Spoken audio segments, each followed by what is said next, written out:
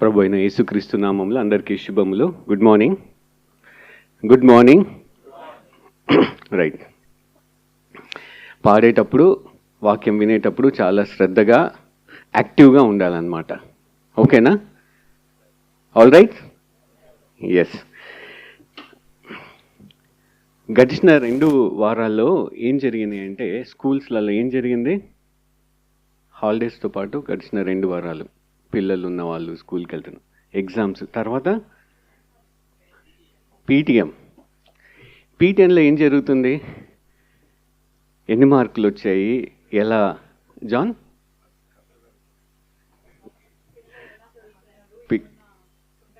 తుంటరిగా ఉంటున్నారా లేదా? ఆ రిమార్క్స్ అన్నీ కూడా రాస్తారు. మార్క్స్ని బట్టి, వాళ్ళు రాసిన దాన్ని బట్టి పిల్లలు ఎలా నడుచుకుంటున్నారు, వాళ్ళ ప్రవర్తన ఎలా ఉండింది. ఇంట్లోనేమో మమ్మీ నేను చాలా క్లాస్ శ్రద్ధగా వింటా ఉన్నాను, ఈసారి నాకు సూపర్ డూపర్ మార్క్స్ వస్తాయి, నేనే ఫస్ట్. లేకపోతే మీరు చూడండి నేను బాగా చదివాను, అసలు మొబైల్ పక్కన పెట్టేశాను, అసలు ఎంటర్టైన్మెంటే లేదని చెప్తారు. మార్క్స్ వచ్చిన తర్వాత ఒకవేళ తక్కువ ఉంటే ఏం చేస్తాము? చెప్పినవన్నీ తప్పులే. రుజువులు, మార్క్, ఆధారాలు ఏంటివి? వాళ్ళు బాగా చదివారా, క్లాస్లో వింటున్నారా శ్రద్ధగా అన్నదానికి ఆధారము మార్క్స్, వాళ్ళు ఇచ్చే రిమార్క్స్. అలాగే క్రైస్తవుల విషయంలో కూడా కొన్నిటికి ఆధారాలు, రుజువులు ఉండాలి. అంటే ఉదాహరణకి, నేను నిజంగా ప్రభు అయిన యేసుక్రీస్తు వారిని సొంత రక్షకుడిగా అంగీకరించాను అన్నదానికి రుజువు, ఆధారం ఉండాలా లేదా? ఖచ్చితంగా ఉండాలా? ఖచ్చితంగా ఉండాలి. రిట్రీట్కి వెళ్ళినప్పుడు రాజ్ కుమార్ అంకుల్ 2 లక్షణాలు ఉండాలి అని చెప్పారు. నిజమైన రక్షణ కనుక ఉంటే ప్రతి ఒక్క విశ్వాసి జీవితంలో 2 లక్షణాలు కనిపిస్తాయి అని చెప్పారు. ఏంటి ఆ లక్షణాలు? లవ్ అండ్ ఇంటిగ్రిటీ, ప్రేమ, యథార్థత. ఈ 2 కనుక ఉన్నట్లయితే ఒక విశ్వాసి జీవితంలో ఆయన నిజంగా రక్షించబడ్డాడు, ఆయన విశ్వాసము ఫేక్ కాదు, ఏదో నామకార్థంగా దేవుని విశ్వసించాడు అని చెప్పలేము అని చెప్పారనమాట. అయితే ఈరోజు మనము ఆ మొదటి లక్షణము ఏదైతే చెప్పారో ఆ రుజువుని కొద్దిగా ధ్యానం చేసుకుందాం, ప్రేమ గురించి. పౌలు రోమీలకు రాసినటువంటి పత్రికలో 12వ అధ్యాయం కదా మనము ధ్యానించేది. ఎన్నో వచనము ధ్యానించామంటే చివరిసారిగా ఎవరికైనా జ్ఞాపకం ఉందా? ఏ అంశం గురించి మనము ధ్యానించాము?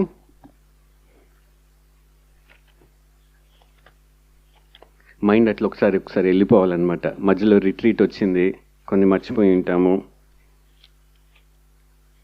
రోమీలకు రాసినటువంటి పత్రిక 12వ అధ్యాయంలో 9వ వచనము. 9వ వచనంలో ఏం నేర్చుకున్నామంటే నిష్కపటమైన ప్రేమ గురించి ధ్యానించాము. ఆ ప్రేమ ఎవరి పట్ల చూపేటువంటి ప్రేమ గురించి ఇక్కడ ప్రస్తావించారంటే, ఒక క్రైస్తవుడు దేవుడి ఎడల చూపించేటువంటి ప్రేమ, ఒక క్రైస్తవుడు సంఘములో విశ్వాసుల పట్ల చూపించే ప్రేమ, ఒక ప్రేమ తను తన సమాజములో తను పనిచేసే చోట తన ఇంటి పొరుగువారి పట్ల చూపించేటువంటి ప్రేమ గురించి, అదేవిధంగా శత్రువుల మీద కూడా తనను హింసించి తనను దూషించి అవమానించే వారిపై చూపించేటువంటి ప్రేమ గురించి చెప్తా ఉన్నాడు. ఆ ప్రేమ ఎలా ఉండాలి అంటే నిష్కపటమైన దానిగా ఉండాలి. అంటే వంచన లేనిది, కపటము లేనిది, నిజమైనది, స్వచ్ఛమైనది, హృదయపూర్వకమైనటువంటి ప్రేమ అన్న విషయాన్ని ధ్యానించాము. ఆ ప్రేమకి 2 ప్రాముఖ్యమైనటువంటి అంశాలు చూసాం. ఏంటి అని అంటే, నిష్కపటమైనటువంటి ప్రేమ చెడ్డదాన్ని అసహ్యించుకుంటుంది, మంచిని హత్తుకుంటుంది. ఈ 2 అంశాలని మనము చాలా లోతుగా ధ్యానించాము. ఈ 12వ అధ్యాయంలో 9వ వచనం అనేది ఒక హెడ్డింగ్ లాగా, నిష్కపటమైన ప్రేమ అనేది. దేనికి? 9వ వచనము నుంచి 21వ వచనము దాకా చెప్పబడినటువంటి ప్రతి మాట కూడా దానికి మూలము, ఆధారము ఏంటిది అని అంటే 9వ వచనము. ఆ 9వ వచనాన్ని ధ్యానించాము. ఈరోజు 10వ వచనాన్ని మనము ధ్యానిద్దాము. ఓకేనా? దయచేసి అందరూ నిల్చున్నట్లయితే మనం కలిసి ఈ యొక్క 12వ అధ్యాయంలో 10వ వచనాన్ని చదువుదాము. చదివిన తర్వాత దేవుని యొక్క వాక్య భాగాన్ని మననం చేసుకొని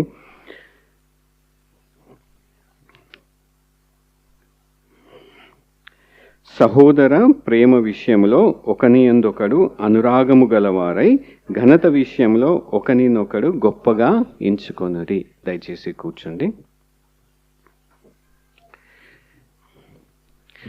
ఈ ప్రేమ రాజ్ కుమార్ అంకుల్ ఎందుకు ఒక రుజువుగా లేకపోతే ఒక లక్షణంగా చెప్పారు అని అంటే, అది యేసుక్రీస్తు ప్రభువారే చెప్పారు.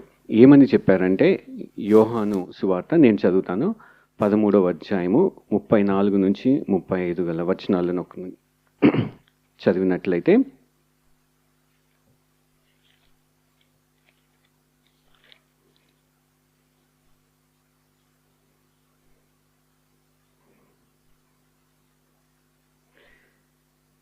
యోహాను సువార్త 13వ అధ్యాయము 34-35 వచనాలు నేను చదువుతున్నాను.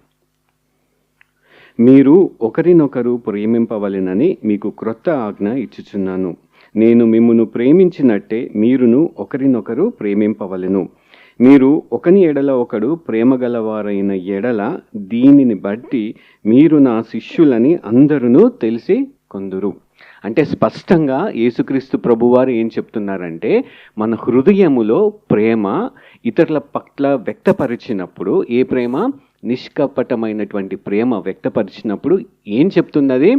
నిజంగా నేను యేసుక్రీస్తు ప్రభువారి అనుచరుడిని, శిష్యుడిని, విశ్వసించాను, దేవుణ్ణి రక్షకుడిగా అంగీకరించానని. ఆ ప్రేమ లేకపోతే ఖచ్చితంగా రక్షింపబడలేదు అని. అవునా? ఎవిడెన్స్ ఉండాలా లేదా? ఉండాలి ఖచ్చితంగా. ఇంకొక మాట చెప్తాను, ఆ మాట ఇంకా స్పష్టంగా చెప్తుంది అనమాట, ప్రేమ లేకపోతే రక్షించబడలేదు అని. 1వ యోహాను 3వ అధ్యాయము 14-15.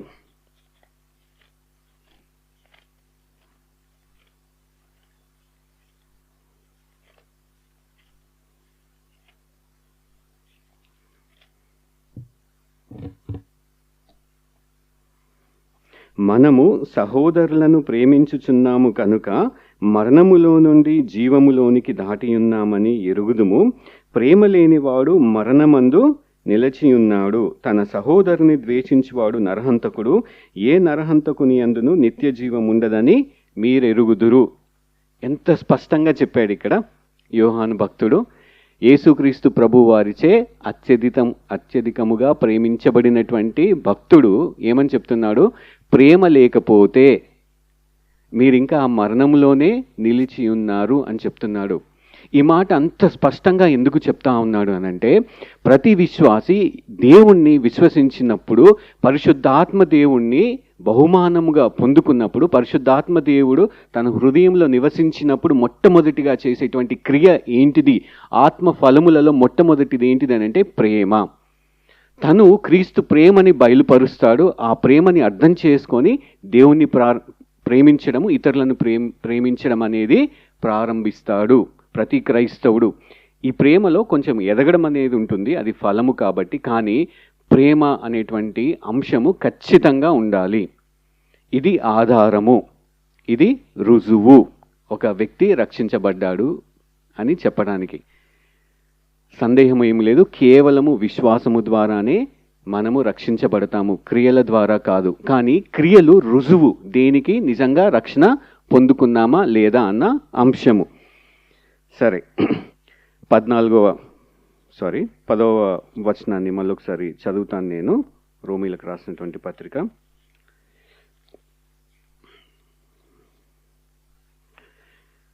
సహోదర ప్రేమ విషయంలో ఒకనియందొకడు అనురాగము గలవారై ఘనత విషయంలో ఒకనినొకడు గొప్పగా ఎంచుకొనుడి. ఈ చెప్పబడినటువంటి వాక్య భాగంలో నిష్కపటమైనటువంటి ప్రేమని ఏదైతే చెప్తా ఉన్నాడో దానికి రుజువులు 2 ఉంటాయని చెప్తున్నాడు. యాక్చువల్గా ఈ యొక్క 10వ వచనంలో ఇంకా రుజువులు మనం నేర్చుకుంటాము వచ్చే వారంలో. ప్రాముఖ్యంగా ఈరోజు 2 రుజువుల గురించి మనము ధ్యానించుకుందాము. ఆ 2 రుజువులు ఏంటిది అని అంటే, మొదటిది సహోదర ప్రేమ విషయంలో ఏమి కలిగి ఉండాలని చెప్తున్నాడంటే అనురాగము. ఏమన్నా సినిమా పేరు గుర్తొచ్చిందా? ప్రేమ అనురాగం అని ఎవరికైనా? సినిమాలలో ఆ ప్రేమని, కుటుంబం మధ్యలో ప్రేమని చాలా అద్భుతంగా చిత్రీకరిస్తారు కదా. అది చూసేటప్పుడు అరే ఇలా నన్ను కూడా ఎవరైనా ప్రేమిస్తే బాగుండు అని ఎంతమందికి అనిపిస్తుంది? చాలామందికి అనిపిస్తూ ఉంటుంది. మా కుటుంబం ఇలా ఉంటే ఎంత బాగుంటుంది, చక్కగా తల్లిదండ్రుల మధ్యలో, పిల్లల మధ్యలో ఎంత మంచి ప్రేమ, అన్యోన్యత, ఆప్యాయత, మమకారము ఇవన్నీ గుర్తొస్తూ ఉంటాయి కదా. అటువంటి ప్రేమ సహోదరుల మధ్యలో ఉండాలి. అది ఒక రుజువు. ఆ ప్రేమకి ఏం చెప్తా ఉన్నాడంటే అనురాగము. అనురాగం అన్నటువంటి మాట గ్రీకు భాషలో కనుక మనం గమనించినట్లయితే స్నేహపూర్వకమైనటువంటి, తర్వాత కుటుంబంలో, ఒకే కుటుంబంలో అన్న తమ్ములకు కానివ్వండి, తల్లిదండ్రులకి పిల్లల మీద కానివ్వండి, పిల్లలకి తల్లిదండ్రుల మీద కానీ ఉండేటువంటి ఆ ఆప్యాయత గురించి, ఆ సన్నిహిత సంబంధం గురించి చెప్పబడేటువంటి మాట అనురాగము. కొన్ని విషయాలు గమనిద్దాం. అసలు ఈ అనురాగం అనేది ఎట్లా వ్యక్తపరుస్తాము కుటుంబాలలో? గమనించారా? తల్లిదండ్రులు పిల్లల మీద వ్యక్తపరిచేటువంటి అనురాగం ఎలా ఉంటుందో కొన్ని విషయాలను మనము చూద్దాము. మొదటిగా ఏంటిది అని అంటే శ్రద్ధ ఉంటుంది, పట్టించుకుంటారు. దీని అర్థం ఏంటంటే కుటుంబంలో అవసరత ఉంటే, లేకపోతే కుటుంబంలో వ్యక్తిపై వాళ్ళు శ్రద్ధ కలిగి ఉంటారనమాట, వదిలేయరు. పిల్లోడు అన్నం తినట్లేదు అనుకోండి, ఏం చేస్తారు? పోరాపో నువ్వు తింటే ఏంటి, తినకపోతే ఏంటి అని అంటారా? లేదు, గారబం చేసి మంచి మాటలు చెప్పి, ఆ కథలు చెప్పి, ఈ కథలు చెప్పి, ఒక్క ముద్దైనా తింటే చాలు అని ఆ ఆప్యాయతతోటి, మమకారంతో చెప్తా ఉంటారు కదా. అన్నంలో మమకారం కూడా కలిపి పెడతారు అని చెప్పేసి. అంటే అంత శ్రద్ధ, పట్టింపు ఉంటుందన్నమాట. వదిలేయరు, అలాగే పోరపో అనేసి వదిలేయరు. ఎంతో శ్రద్ధతోటి, మమకారంతోటి జాగ్రత్తగా వారి అవసరతలను తీరుస్తూ ఉంటారనమాట. ఇంకొకటి, బలహీనతలను, లోపాలను ఏం చేస్తారంటే అస్సలు పట్టించుకోరు, అర్థం చేసుకొని అంగీకరిస్తారు. వాళ్ళు ఎలాగైతే ఉన్నారో వాళ్ళ బలహీనతలను, వాళ్ళ లోపాలను అలాగే చూసుకుంటారు. చాలా గమ్మత్తైన విషయం ఏంటంటే ఆ బలహీనతలని, ఆ లోపాలని కుటుంబం మధ్యలోనే ఉంటుంది, కుటుంబం బయటకి ఎవరికి తెలియదు. ఒక ఉదాహరణ చెప్తాను. ఒక పిల్లోడు, 10th క్లాస్ పిల్లోడు ఉన్నాడు. వారికి చదువు సరిగ్గా అవ్వలేదనుకోండి, ఫెయిల్ అయ్యాడు అనుకోండి, వాళ్ళ తల్లిదండ్రులు అందరికీ మా కొడుకు ఫెయిల్ అయ్యాడు, మా కొడుకు ఫెయిల్ అయ్యాడు అని చెప్తారా? అస్సలు చెప్పరు. రాశాడండి, బాగానే పాస్ అయ్యాడు, ఇంటర్మీడియట్లో జాయిన్ చేశారంటే కాలేజీలు చూస్తూ ఉన్నాం, ఇంకా సరిగ్గా కాలేజ్ దొరకలేదంటారు.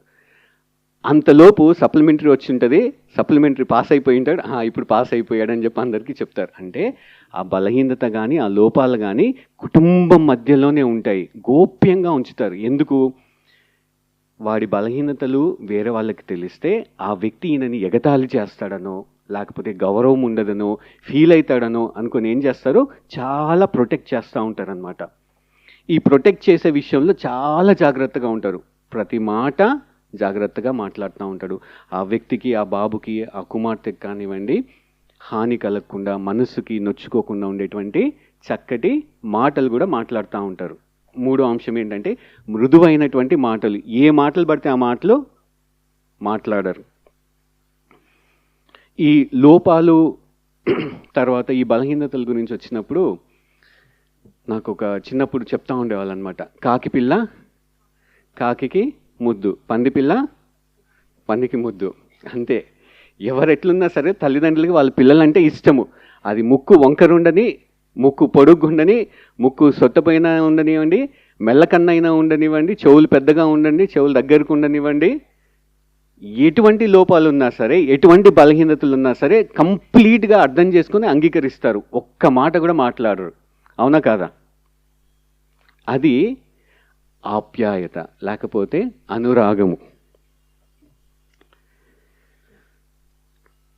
ఇంకొక మాట, వాళ్ళు ఎన్ని తప్పులు చేస్తూ ఉన్నా సరే, ఎంత విసిగిస్తూ ఉన్నా సరే, కుటుంబంలో ఏముంటుందంటే క్షమిస్తూ పోతూనే ఉంటారు. వాడు చిన్నప్పుడు తప్పులు చేసినా సరే, చదువుకునేటప్పుడు తప్పులు చేసినా సరే, పెళ్ళైనా సరే, తప్పులు చేసినా సరే, ఎంత మనసుకి వేదన కలిగించినా సరే తల్లి ఏం చేస్తుంది? క్షమిస్తుంది. ఎందుకు? ఆ పేగు బంధము. నవమాసాలు మోసాను కదా, నా బిడ్డ కదా, నేను ప్రేమించకపోతే, నేను క్షమించకపోతే ఎవరు క్షమిస్తారు అని చెప్పేసి ఏం చేస్తుంది తల్లి కానీ తండ్రి కానీ కుటుంబ సభ్యులు కానీ, వదిలేయరు, క్షమించుకుంటూ వెళ్తూ ఉంటారనమాట. ఈ మాట చదివేటప్పుడు నాకు ఒకటి గుర్తొచ్చిందనమాట. పేతురు 4వ అధ్యాయంలో, 1వ పేతురు 4వ అధ్యాయము 8వ వచనంలో ఏం చెప్తానంటే, ప్రేమ దోషములను కప్పును. అంటే దోషములని పర్లేదులే, పాపం చేయి అనరు. దాని అర్థం ఏంటంటే, ఒకవేళ తప్పు చేసినా, మంచి మార్గంలో ఉండకపోయినా సరే క్షమిస్తారు, క్షమించడానికి సిద్ధంగా ఉంటారు, ఆతృతతో ఉంటారనమాట. కక్షని మనసులో పెట్టుకోరు తల్లిదండ్రులు పిల్లల పట్ల, ఇప్పుడు క్షమిద్దామని ఉంటుందన్నమాట. కానీ కొన్నిసార్లు క్రైస్తవంలో ఏముంటుందంటే, సుమతి శతకం నాకు గుర్తొచ్చింది చదువుకునేటప్పుడు. చిన్నప్పుడు నాకు శతకాలంటే మా తెలుగు మాస్టర్ చాలా బాగా చెప్పేవారు అనమాట. సో కొన్ని అవి మనసులో అలాగే ఉండిపోయినాయి. కూరిమి గల దినములలో నేరములెన్నడును గలగ నేరవు, మరి ఆ కూరిమి విరసంబైనచో నేరములే తోచుచుండు నిక్కము సుమతి. దాని అర్థం ఏంటంటే, ఆ ఫ్రెండ్షిప్, ఆ లవ్, ఎఫెక్షన్ ఉన్నప్పుడు వాడు ఎన్ని తప్పులైనా చేయని అస్సలు పట్టించుకోరు. ఆ ఫ్రెండ్షిప్లో కొంచెం మనస్పర్ధలు వచ్చినాయి అనుకోండి, వాడు నిల్చున్నా తప్పే, కూర్చున్నా తప్పే, పాడినా తప్పే, పాడకపోయినా తప్పే, మాట్లాడినా తప్పే, మాట్లాడకపోయినా తప్పే. అర్థమవుతుందా? ఎప్పుడైనా అనుభవించారా మీరు?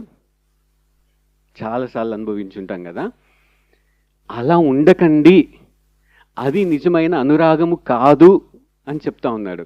అది లోకము చూపించేటువంటి ప్రేమ. పరిస్థితులను బట్టి, సందర్భాన్ని బట్టి నువ్వు మంచిగా ఉంటే మంచిగా చూస్తారు, ప్రేమిస్తారు, లేకపోతే ప్రేమించరు.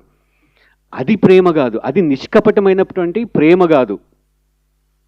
క్షమిస్తూ, అర్థం చేసుకుంటూ ముందుకి వెళ్ళడము, బలహీనతల్ని, లోపాలని అర్థం చేసుకుంటూ ముందుకి వెళ్ళడము.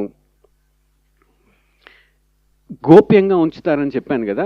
కొన్నిసార్లు ఏంటంటే, మనం ఒకవేళకి వేరే వాళ్ళకి మన సీక్రెట్స్ కాదు కానీ కొన్ని విషయాలను, బలహీనతలను చెప్పామనుకోండి, ఆ గోప్యత ఉంచరనమాట. ఈ అనురాగం లేకపోతే అందరికీ చెప్పేస్తూ ఉంటారు, చాటింపు చేస్తూ ఉంటారు అనమాట.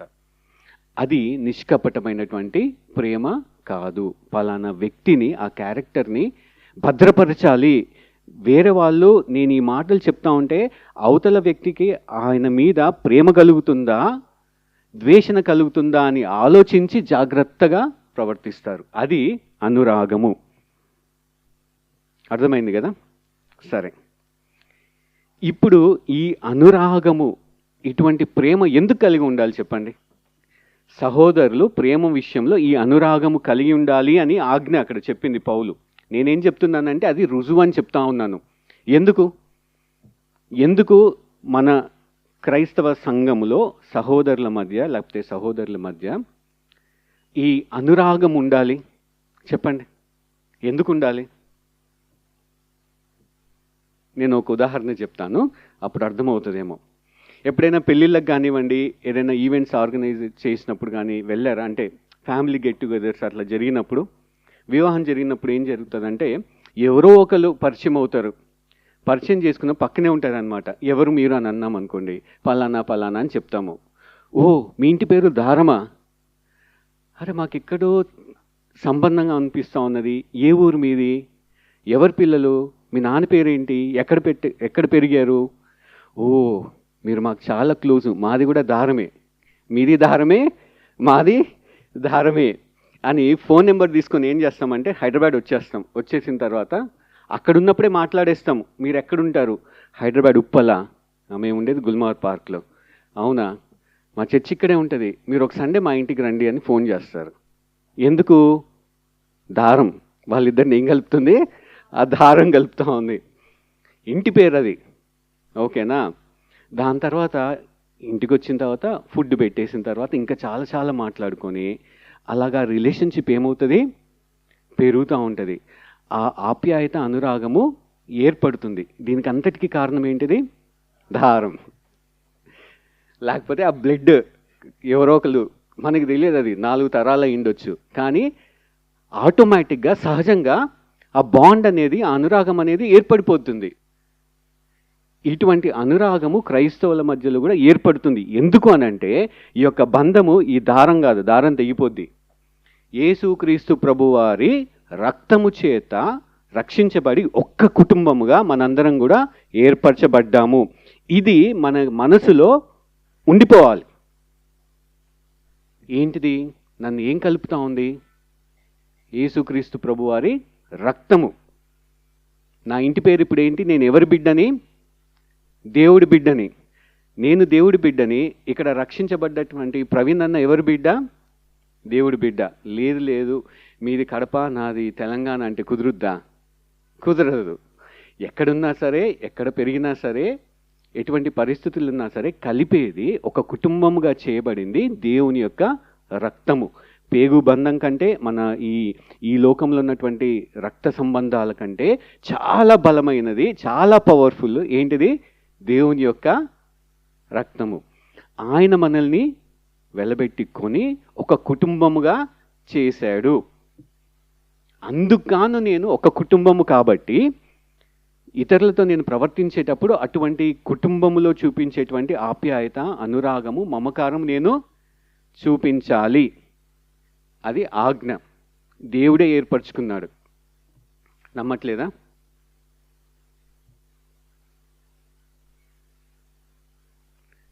యోహాను సువార్త 1వ అధ్యాయము 12వ వచనం ఒకసారి చూద్దాం.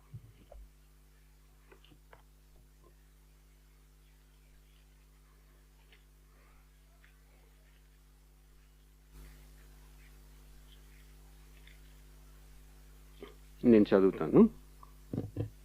తన్ను ఎందరు అంగీకరించిరో వారందరికీ, అనగా తన నామమందు విశ్వసించు వారికి దేవుని పిల్లలగుటకు ఆయన అధికారమును అనుగ్రహించెను. వారు దేవుని వలన పుట్టిన వారే గాని రక్తము వలననైనను, శరీరేచ్ఛ వలనైనను, మానుచ్ఛేచ్ఛ వలననైనను పుట్టినవారు కాదు. అంటే ఈ యొక్క జన్మము, ఒక బిడ్డ మన కుటుంబంలో ఎలాగైతే జన్మిస్తాడో, రక్షించబడినటువంటి వ్యక్తి ఏం జరుగుతుంది? ఆయన కూడా క్రైస్తవ కుటుంబంలో, దేవుని కుటుంబంలో ఒక వ్యక్తిగా చేర్చబడతాడు. పిల్లలగడానికి ఎవరు అధికారం ఇచ్చారు? దేవుడు అధికారం ఇచ్చాడు. దాన్ని ఎవరు కూడా తృణీకరించలేరు. ఇంకొక మాట చూద్దాము.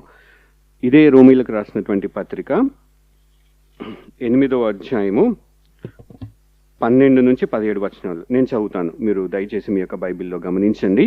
కాబట్టి సహోదరులారా, శరీరానుసారముగా ప్రవర్తించుటకు మనము శరీరమునకు రుణస్థులము కాము. మీరు శరీరానుసారముగా ప్రవర్తించిన ఎడల చావవలసిన వారయిందురు గాని ఆత్మచేత శారీరక క్రియలను చంపిన ఎడల జీవించెదరు. దేవుని ఆత్మచేత ఎందరు నడిపించబడుదో వారందరూ దేవుని కుమారుల యుందురు. ఏలయనగా మరలా భయపడుటకు మీరు దాస్యపు ఆత్మను పొందలేదు గాని దత్తపుత్ర ఆత్మను పొందితిరి. ఆ ఆత్మ కలిగిన వారమై మనము అబ్బా తండ్రి అని మొరపెట్టుచున్నాము. మనము దేవుని పిల్లలమని ఆత్మ తానే మన ఆత్మతో కూడా సాక్ష్యం ఇచ్చుచున్నాడు. ఏం చెప్తున్నారు ఇక్కడ? స్పష్టంగా దేవుడు మనల్ని దత్తత తీసుకున్నాడు.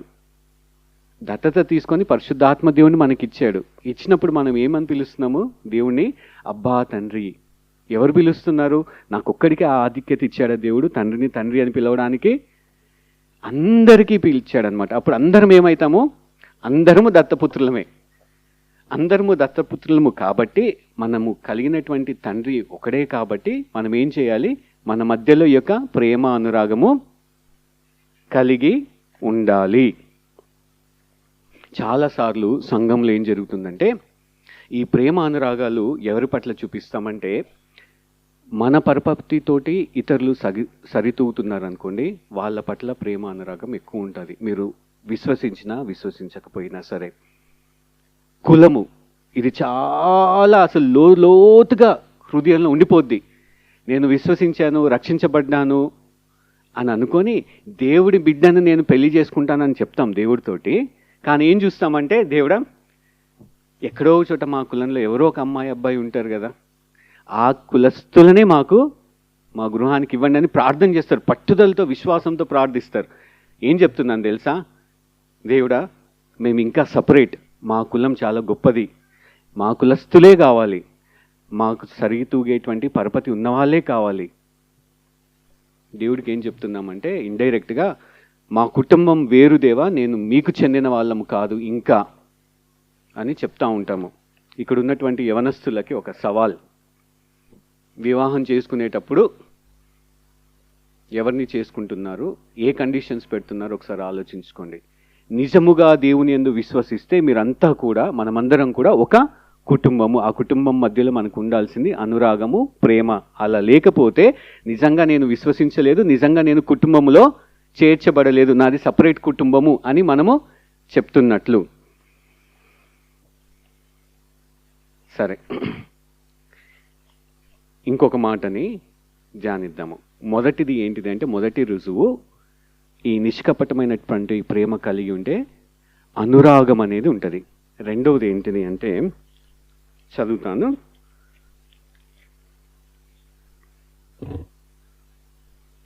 ఘనత విషయంలో ఒకరినొకడు గొప్పగా ఎంచుకొనుడి. ఇక్కడ ఏం చెప్తా ఉన్నాడంటే, టైం అయిపోయిందని ఏమైనా ఇండికేషన్ ఏమో అనుకున్నాను. ఓ మళ్ళీ ఇస్తున్నారు టైం. ఓకే, ఇంకొంచెం ఉన్నది. జాన్ ఇంకా ఉంది కదా, 10-15 నిమిషాలు ఉన్నది. ఒకరినొకడు ఘనముగా ఎంచుకోండి అని అంటే, ఈ సహోదర ప్రేమలో అనురాగముతో పాటు ఒకరినొకరు ప్రశంసించుకోవడము, అభినందించడము, మెచ్చుకోవడము. ముఖస్థుతి కాదు ఇక్కడ ఆయన చెప్పేది, హృదయపూర్వకంగా ఒక వ్యక్తిని తను చేసేటువంటి ప్రయత్నాల గుండా వెళ్తున్నప్పుడు, విజయాలను సాధించినప్పుడు, విశ్వాసంలో ఎదుగుతున్నప్పుడు, మంచిగా నడుచుకుంటున్నప్పుడు, ఏదైనా మంచి క్రియలు చేస్తే ప్రశంసించండి, అభినందించండి. ఈ అభినందించడంలో పోటీ పడాలంట. గొప్పగా ఎంచుకోండి అని అంటే పోటీ పడండి అని చెప్తున్నాడు. అర్థమవుతుందా? పోటీ పడడం అంటే, నేను ఒక ఉదాహరణ చెప్తాను పోటీ పడడం అంటే ఎలా ఉంటుందో అని. క్రైస్తవ కుటుంబంలోనే ప్రవీణ్ అన్న నా వైపు చాలా సీరియస్గా చూస్తూ ఉన్నాడు. అన్న నేను పోటీ పడేటప్పుడు ఎలా ఉంటుందో ఒకసారి చెప్తాను నేను. అన్న వచ్చాడు నా దగ్గరికి, శ్యామ్, అక్షయ్ బాగా కష్టపడుతున్నాడు, ఎగ్జామ్స్ దగ్గర వస్తున్నాయి కదా, రోజుకి 12 గంటలు చదువుతూ ఉన్నాడు, ప్రార్థన చెయ్యి అని అంటే, వెంటనే నేనేం చెప్తా అన్నంటే, 12 గంటలేనా అన్న? బ్లెస్సీ 13 గంటలు చదువుతూ ఉంది, ఇంకో గంట చదవమని చెప్పండి, బ్లెస్సీని చూసి నేర్చుకోమనండి అని ఇండైరెక్ట్గా చెప్పకపోయినా బ్లెస్సీ 13 గంటలు చదువుతుందని చెప్తాను. నేనేం చేస్తున్నాను ఇక్కడ? పోటీ పడతాను, ఒక మెట్టు ఎక్కువ నేను చెప్పాలని. స్వర్ణక్క రిట్రీట్లో ఒక నిర్ణయం తీసుకుంది. అన్న నాతో చెప్తున్నాడు, పొద్దున్నే 6 గంటలకి సంఘం గురించి అరగంట ప్రార్థన చెయ్యండి, పనికి వెళ్ళదంట. ప్రార్థన చేసిన తర్వాత వెయిట్ లాస్ అవ్వడానికి 1/2 అవర్ వాకింగ్ చేస్తుంది అని చెప్పాడు అనుకోండి. నేనేం చెప్తాను, అన్న 6 గంటలు ఏంటన్నా, యేసుక్రీస్తు ప్రభు తెల్లవారుజామునే సూర్యుడు ఉదయించక ముందే ప్రార్థన చేశాడు, ప్రియ 5:30కే లేచి ప్రార్థన చేస్తూ ఉన్నది. అక్క ఆల్రెడీ పక్కకుంది, ఇంకా నడుస్తే ఎట్లన్నా, ప్రియని చూడు, కొంచెమైనా ఒళ్ళు తెచ్చుకోవాలి కదా, కొంచెం బాగా తినమని చెప్పండి. నేనేం చెప్తా ఉన్నాను? పోటీ పడుతూ ఉన్నాను. ఏ విషయాల్లో? అన్ని విషయాల్లో. ఒక వ్యక్తి ఒకటి చెప్తా ఉంటే నాలో అసలు సహించుకోలేను, నేను ఒక మెట్టు ఎక్కువ అని ఏ విషయంలో అయినా చెప్పుకోవడానికి మాటకి మాట మెత్తగా చెప్తూనే ఉంటానన్నమాట. ఈ పోటీ గురించి కాదు చెప్పేది, ఆయన ఏంటంటే రివర్స్లో చెప్పమంటున్నాడు. ఒక వ్యక్తి బాగా చేసి మంచి క్రియలు చేస్తూ ఉంటే వాళ్ళని అభినందించడానికి పోటీ పడండి. ఒక వ్యక్తి చెప్తా ఉన్నాడు అనుకోండి, ఆలకించండి, ఆలకించిన తర్వాత ప్రశంసించండి, అభినందించండి, మెచ్చుకోండి. ఏం పోద్ది? ఎందుకు? ఒకే కుటుంబము. అర్థమవుతుందా? ఈ పోటీ. సరే, ఇంకో విషయం చెప్తాను, ఉదాహరణలు చెప్తే మళ్ళీ టైం అయిపోతుంది.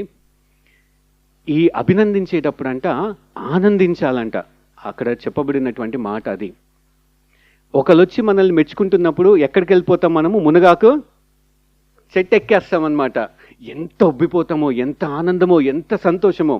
ఇటువంటి ఆనందము, ఇటువంటి సంతోషము ఇలాగ మునగ చెట్టు ఎక్కడం ఎప్పుడు జరగాలంటే, మనము వేరే వాళ్ళని ప్రశంసించేటప్పుడు ఇలా ఉండాలంటే, ఫీల్ అవ్వాలంట మనం. అది పౌలు చెప్తా ఉన్నాడు ఇక్కడ.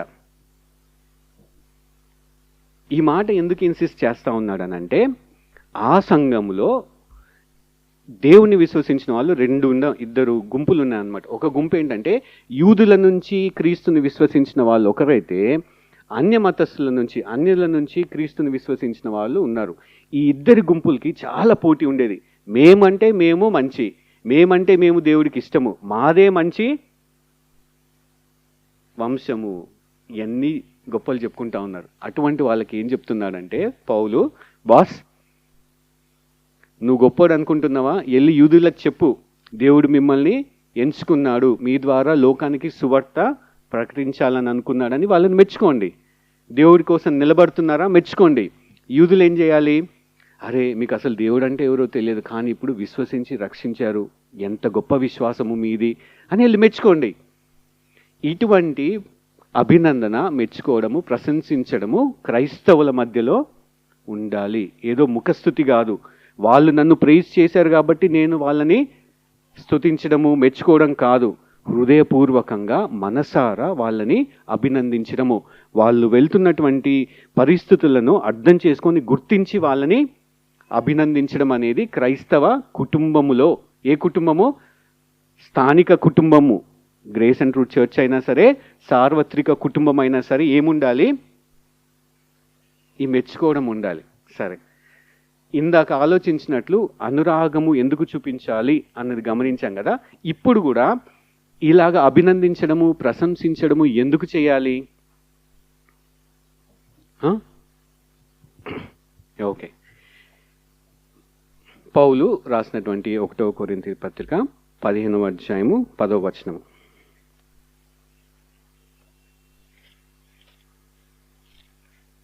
నేను చదువుతాను.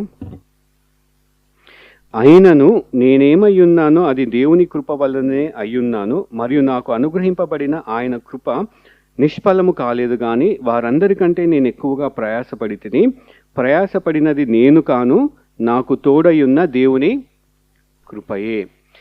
క్రైస్తవులు దేవుని కృప, దేవుని కృప, దేవుని కృప అని చెప్తా ఉంటారు, కానీ దేవుని కృపని సరిగ్గా అర్థము చేసుకోవడానికి అస్సలు ప్రయత్నించరు. వారి శక్తి సామర్థ్యాల మీద ఆధారపడి ఉన్నప్పుడు ఈ మనసుల నుంచి నేనేదో మంచి చేస్తూ ఉన్నాను, నాకు మంచి క్వాలిటీస్ ఉన్నాయి, అందరు నన్ను అభినందించాలి, మెచ్చుకోవాలి, ఇంత బాగా పాడుతూ ఉన్నావా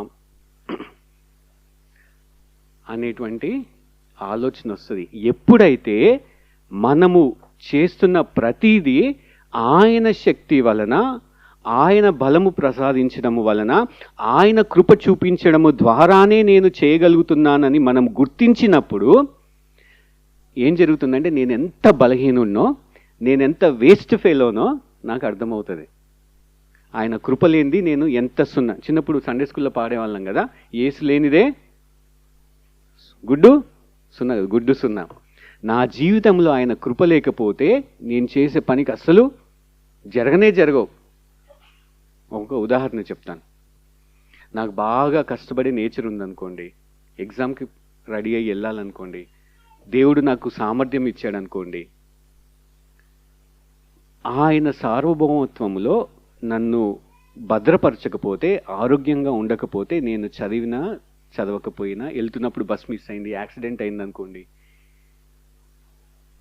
నా బలము, నా శక్తియా, నా తలాంతుల, ఆయన కృప. ఇది బాగా అర్థం చేసుకోవాలి. మనకుండేటువంటి ఒక్కొక్క నిమిషము కూడా ఆయన ఇచ్చే కృప. నాకు ఎన్ని తలాంతులైనా ఉండండి, నాకు జీవం లేకపోతే, ఆ శ్వాసన నేను తీసుకుంటూ బ్రతికి ఉండకపోతే, నేను చేసే ప్రతి పని కూడా చేయలేను. అస్సలు పాసిబిలిటీ అనేది లేనే లేదు. మనకున్నటువంటి సమయము, తలాంతులు ఏదైనా అనుకోండి, ప్రతిదీ ఆయన ఇచ్చినటువంటి భిక్ష, కృప. కాబట్టి నేను ఏం చేయట్లేదు కాబట్టి ఇతరుల వ్యక్తిని చూసినప్పుడు నేను ఆయన్ని అభినందిస్తాను. ఎందుకు? ఆయన కృప ద్వారా ఆయన కూడా ముందుకు వెళ్తా ఉన్నాడు. మా ఇద్దరిని నడిపించేది ఏంటిది? దేవుని యొక్క కృప. అందుకుగాను మనము ఇతరులను మెచ్చుకోవాలి, ప్రశంసించాలి, అభినందించాలి. ఒక ఉదాహరణ చెప్పేసి నేను ముగిస్తాను. 1వ సమూయేలు 18వ అధ్యాయము.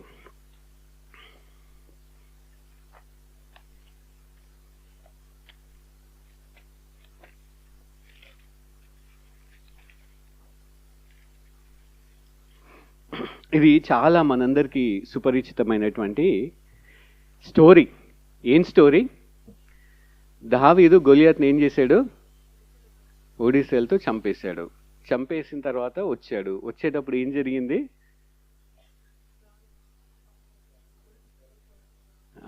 చెప్పండి, అందరికీ తెలుసు కదా.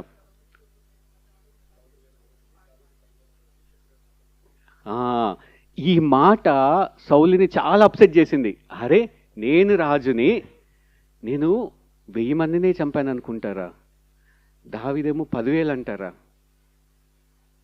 చాలా అవమానం జరిగింది. అసలు సౌలు ఎవరు? రాజుగా ఎవరు నియమించారు? గాడిదలు కాసుకునేటోడు సౌలు. ఆ ఆదిత్యత ఎవరు ఇచ్చారు? రాజుగా ఎవరు చేశారు? ఆయన ఏదో అందగాడని 6 అడుగులు ఉన్నాడని చెప్పేసి దేవుడు ఏర్పరచుకున్నాడా? దేవుడి కృప, భిక్ష.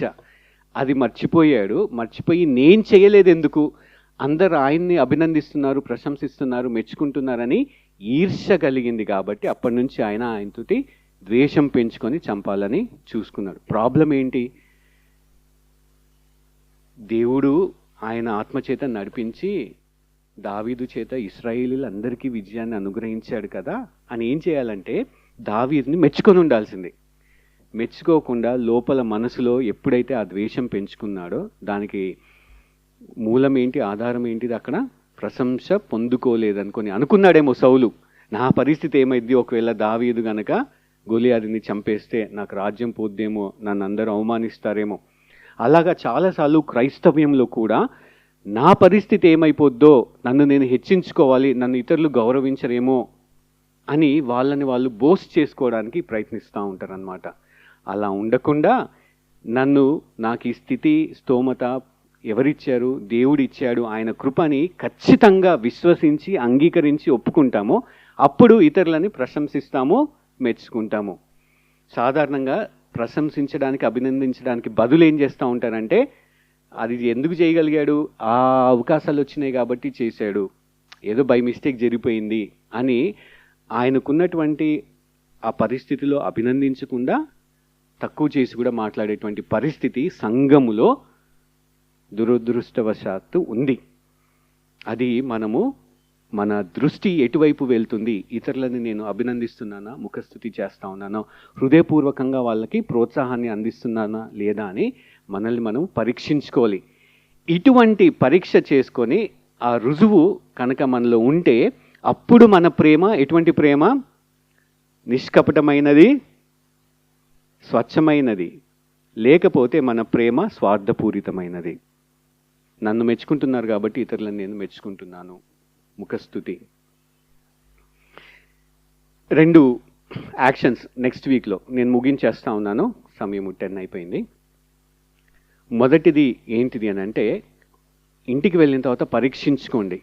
నేను ప్రేమ, అనురాగము సంఘస్థుల సహోదరుల మధ్యలో చూపకపోవడానికి అడ్డుగా ఉన్నటువంటి గోడలు ఏంటివి? నేను ఏర్పరచుకున్నటువంటి గోడలు ఏంటిది? స్థితి, స్తోమత, లేకపోతే ఉన్నత స్థిత, లేకపోతే ఇతరులను తలాంతులు ఉంటే, ఇతరులు బాగా ఆత్మీయంగా ఎదుగుతుంటే వాళ్ళతో నేను సంబంధం కలుపుకొని వాళ్ళని పైన అనురాగం చూపిస్తూ వాళ్ళని మెచ్చుకోవడము, వాళ్ళపై ప్రేమ చూపించడమా? లేకపోతే నా కులమా? ఒక్కొక్కసారి ఏంటంటే సంఘంలో కూడా కులము, ఈ కులం అయితే ఆ కులము, ఇంకా అసలు చెప్పాలంటే కలర్ని బట్టి కూడా ద్వేషించే వాళ్ళు ఉన్నారు. ఆ విభజన అనేది క్రియేట్ చేస్తుంది. మీ మనసులో, మీ హృదయంలో ఎటువంటి గోడని నిర్మించుకున్నారో ఆ గోడ మీరు తీసుకోలేరు. కానీ దృష్టి పెట్టండి వాక్యం మీద. ఇవి కాదు, ఇవి తాత్కాలికము, ఇవి బలహీనమైనవి. దేవుని ప్రశస్తమైన రక్తము చేత మేము ఒక కుటుంబముగా ఏర్పరచబడ్డాము. ఇవేవి మాకు అడ్డంకులు కాదని ఆయన కోసము, ఆయన ద్వారా ఆ అడ్డంకుల నుంచి బయటికి రావడానికి ప్రార్థన చేయాలి. చాలాసార్లు మనము దేవుడు అద్భుతాలు, ఆశ్చర్యకార్యాలు చేస్తాడని మనము చెప్పుకుంటూ ఉంటాము. ది గ్రేటెస్ట్ మిరకిల్, అద్భుతము, గొప్ప అద్భుతం ఏంటంటే మన హృదయము మార్చబడము. ఈ గోడలని ఏవైతే ఉన్నాయో బద్దలు కొట్టుకోవడము అద్భుతము. ఆ అద్భుతము దేవుడు మన హృదయంలో చేస్తాడు. మొదటి యాక్షన్ అది. ప్రార్థించండి. వచ్చే వారంలో ఈ సహవాసంలో ఏవైతే అడ్డుగా ఉన్నాయో వాటిని అధిగమించడానికి ప్రయత్నించండి. ఆ అనురాగము చూపించడానికి, ఆ మమకారము చూపించడానికి, మంచి మాటలు మాట్లాడడానికి. ఒకవేళ మీరు ప్రతిదీ తుమ్మినా దగ్గినా అది పాపము, అది చెడు అని అనుకుంటుంటే అది దోషముగా మీరు ఎంచుతుంటే దయచేసి వాటిని పక్కన పెట్టేసి అది నార్మల్ ఆత్మీయంగా ఎదుగుతుంటారు, పడిపోతూ ఉంటారు. తుమ్మినా దగ్గిన పాపముతో సమానం కాదు. ఒకవేళ పాపము చేసిన వారి కోసము ప్రార్థించడము. తల్లి ఏం చేస్తుంది? కుమారుడు పాపములో ఉంటే అందరికీ చెప్పుకోదు, దేవుడి సన్నిధానమున మోకరించి ప్రార్థిస్తుంది. మనం ఏం చేయాలి? మన సహోదరుడు అలాగా జీవిస్తూ ఉంటే ఆయన గురించి కన్నీటి ప్రార్థన చేయాలి. అది కూడా అనురాగము అన్నట్లు గమనించాలి. ఈ వారంలో కొంతమందిని అభినందించండి. ఎవరిని? మీరెప్పుడూ అభినందించని వాళ్ళని, వాళ్ళు ఏదైనా మంచి చేస్తే మెచ్చుకోండి. ప్రతిసారి ఇక్కడి నుంచి వాక్యం చెప్పే వాళ్ళని అభినందించడమే కాదు, కానీ ఈ చైర్లు వేసిన వాళ్ళని అభినందించండి. ఈ మైక్స్ సెటప్ చేసిన వాళ్ళు ఎవరో తెలుసుకొని అభినందించండి. ఎంత ప్రయాసపడుతూ ఉన్నారో మెచ్చుకోండి. తిరిగి వాళ్ళు మనల్ని మెచ్చుకుంటారని కాదు, కానీ దేవుడి కృపచేత వాళ్ళు కష్టపడుతూ ఉన్నారు, నడుచుకుంటూ ఉన్నారని. ఈ రెండు చేయండి. చిన్నగా క్లుప్తంగానే చెప్తున్నాను, ఎక్కువ అప్లికేషన్ చెప్పట్లేదు. ఎక్కువ చెప్పినా సరే మనము మర్చిపోతాను రేపటికల్లా. ఈ రెండు మాత్రము దయచేసి ఈ యొక్క వారంలో, ఈ యొక్క నెలలో మీరు కార్యాచరణలో పెట్టాలని పరిశుద్ధాత్మ దేవుని నామమున, యేసుక్రీస్తు నామమున మిమ్మల్ని బతిమాలుకుంటున్నాను. దయచేసి అంకుల్ మీరు వచ్చి ప్రార్థన చేయవలసిందిగా కోరుతున్నాను.